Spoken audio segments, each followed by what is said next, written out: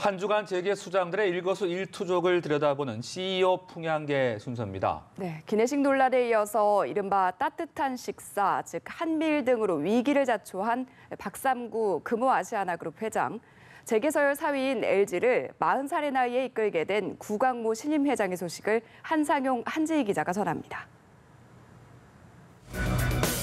따뜻한 식사 한 끼로 뜨거운 비판을 받는 CEO가 등장했습니다. 바로 박삼구 금호아시아나그룹 회장입니다. 박 회장에 대한 사내외 비난 여론이 갈수록 커지고 있습니다. 기내식 납품업체를 바꾸면서 생긴 혼란으로 기내식을 아예 싣지 못하거나 예정보다 늦게 여객기가 출발하는 사태가 지속하기 때문입니다.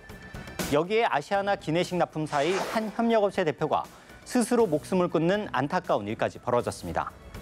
하지만 박 회장과 아시아나 측은 사태의 심각성을 파악하지 못한 걸까요?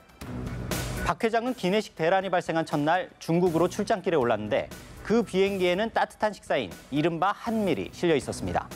그러자 네티즌 사이에선 오너 일가의 갑질이자 차별 행위란 비판이 쏟아졌습니다. 결국 박 회장은 기자회견을 열고 기내식 대란, 협력업체 대표 사망권에 죄송하다며 공식 사과했습니다.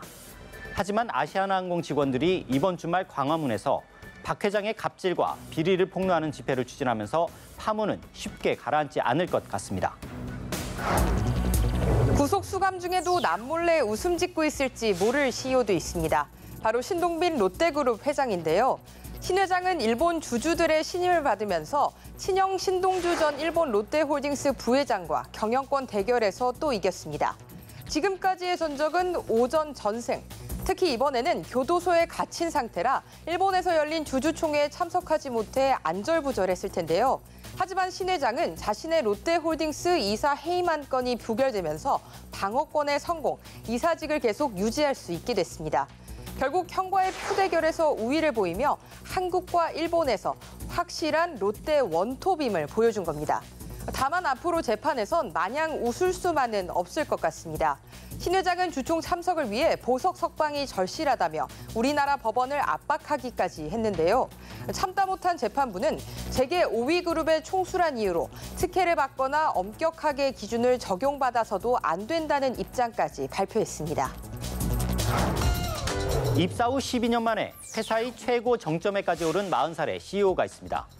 게다가 이 회사는 70개 계열사를 거느리고 자산 규모는 123조 원에 달합니다.